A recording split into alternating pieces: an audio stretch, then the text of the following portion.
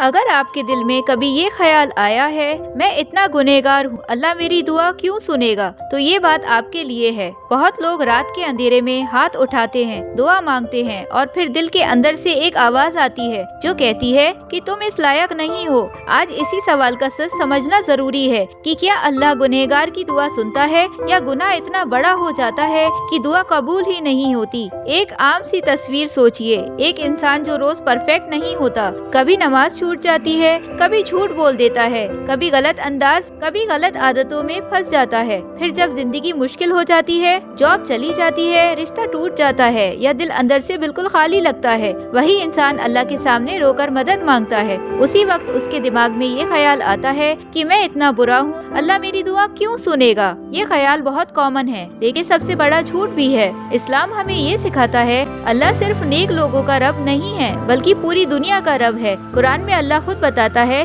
کہ وہ ہر آواز سنتا ہے، ہر پکار سنتا ہے، چاہے وہ کسی نبی کی ہو یا کسی ایسے بندے کی جو گناہوں میں ڈوبا ہوا ہے۔ گناہ کرنا اور گناہ پر ضد کرنا دونوں الگ چیزیں ہیں۔ گنہگار وہ ہوتا ہے جو گرتا ہے، لیکن سب سے زیادہ خطرناک وہ ہوتا ہے جو گر کر یہ کہہ دے کہ اب اٹھنے کا کوئی فائدہ نہیں۔ اللہ کو پرفیکٹ لوگ نہیں چاہیے، اللہ کو وہ بندے پسند ہیں جو ٹوٹ کر بھی اس کی طرف لوٹ آتے ہیں۔ حدیث سے پتہ چلتا ہے کہ اگر کسی انسان کے گناہ آسمان تک بھی پہنچ جائیں پھر بھی اگر وہ اللہ سے معافی مانگ لے تو اللہ اسے معاف کر دیتا ہے۔ اگر اللہ گنہگار کی دعا نہیں سنتا تو پھر توبہ کا کانسیپٹ ہی بیکار ہو جاتا۔ ہر دور میں یہ دیکھا گیا ہے کہ جب بندہ بالکل نیچے ہوتا ہے تب اس کی دعا سب سے زیادہ طاقتور ہوتی ہے۔ اس کی وجہ یہ ہوتی ہے کہ اس وقت بندہ اپنی ایگو چھوڑ دیتا ہے اور صرف ایک مجبور بندہ بن جاتا ہے، اور اللہ کو مجبور بندہ بہت پسند ہوتا ہے۔ لیکن یہاں ایک پرابلم آتی ہے، بہت سے لوگ کہتے ہیں کہ ہم دعا کرتے ہیں پھر بھی کچھ نہیں ہوتا۔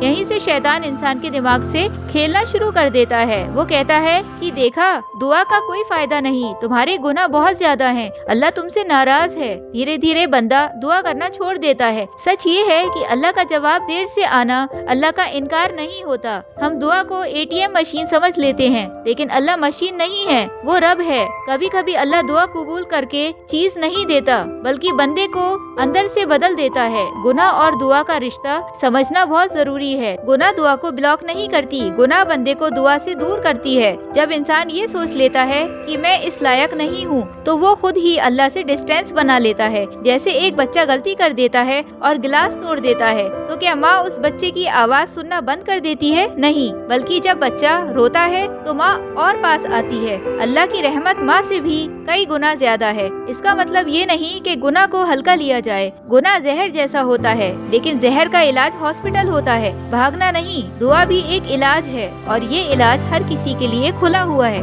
ہاں، کچھ چیزیں ایسی ہوتی ہیں جو دعا کو کمزور کر دیتی ہیں، جیسے حرام کمائی، ظلم اور گناہ پر شرم محسوس نہ ہونا۔ پھر بھی اللہ سنتا ہے، ہو سکتا ہے جواب دیر سے آئے، ہو سکتا ہے کسی اور صورت میں آئے، یا پھر ہو سکتا ہے کہ آخرت کے لیے بچا کر رکھ لیا جائے، لیکن اللہ سننا بند نہیں کرتا۔ اس بات کو دل میں لکھ لیجئے کہ اللہ سے دور ہونے کی سب سے بڑی وجہ گناہ نہیں بلکہ امید کا ختم ہو جانا ہے۔ جس دن بندہ یہ کہہ دیتا ہے کہ اللہ مجھے معاف نہیں کرے گا، اس دن وہ اللہ کی رحمت پر شک کرتا ہے، اور اللہ کی رحمت پر شک کرنا گناہ سے بھی زیادہ خطرناک ہو جاتا ہے۔ اگر آج آپ شرمندہ ہیں، رو رہے ہیں اور گلٹ محسوس کر رہے ہیں تو یہ اس بات کا سائن ہے کہ آپ کا دل ابھی زندہ ہے۔ مردہ دل گناہ پر بھی نہیں روتا، اسی لیے جب بھی ہاتھ اٹھائیں یہ مت سوچئے کہ آپ کیا تھے بلکہ یہ سوچئے کہ اللہ کون ہے۔ وہ غفور الرحیم ہے اور وہ آپ کی آواز ابھی بھی سن رہا ہے۔ اسی لیے جواب بالکل سیدھا ہے، ہاں اللہ گنہگار کی دعا سنتا ہے، اور کبھی کبھی وہی دعا سب سے پہلے قبول ہوتی ہے۔ بس ایک چیز کبھی مت چھوڑنا، دعا۔